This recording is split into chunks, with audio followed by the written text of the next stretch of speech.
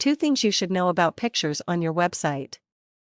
Time and time again, I see key pages on a website using pictures the wrong way. Frequently, the pictures are used to make the page more attractive. Attractive is nice, but too often that was as far as the thinking went, and the result is an underperforming page that leaves a lot of money on the table. Most website owners are shocked when they find out about a little change to the pictures on their key pages can make signups and sales jump through the roof. Let's take a look at 2 tiny little changes that deliver big results. Credibility. We've all heard that first impressions are important, and when it comes to your website, those first impressions are based more on what people see than what they read. This is in part because of the way the brain processes information and in part because most people today scan pages on websites, rather than read them word for word. Far more than simply serving as eye candy, the pictures on your site should be chosen for the message they convey and the story they tell.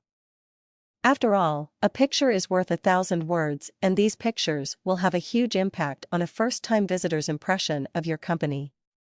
Studies have shown that the use of pictures of people on a website increases the perceived credibility of the business. This means that, where appropriate, you should look for ways to incorporate pictures of people on your website. Directing attention. Did you know that studies have found that the pictures on a page can dramatically change the reading behavior of the person reading the page? Eye tracking studies measure where people look when they come to a web page and then display the results of the study in a way that looks kind of like a heat map or a weather radar image.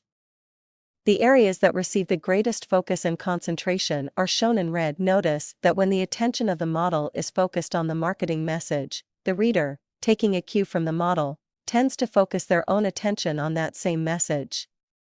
When the model is looking at the reader tends to get distracted from the message and return the model's focus. It's almost as if the reader is mimicking the model. This means that you should carefully consider whether the pictures on your site direct the reader's attention toward your message or distract from it. Split testing. For the key pages on your website, it's worth testing 2 versions of your page to see which version produces the highest rate of signups or sales. A simple A/B split test will help you to determine which picture will produce the best possible results for your website. Choose the pictures on your page carefully because they have a huge impact on your website's credibility and the number of sales or leads that are generated by your site. What changes should you make to the pictures on your website?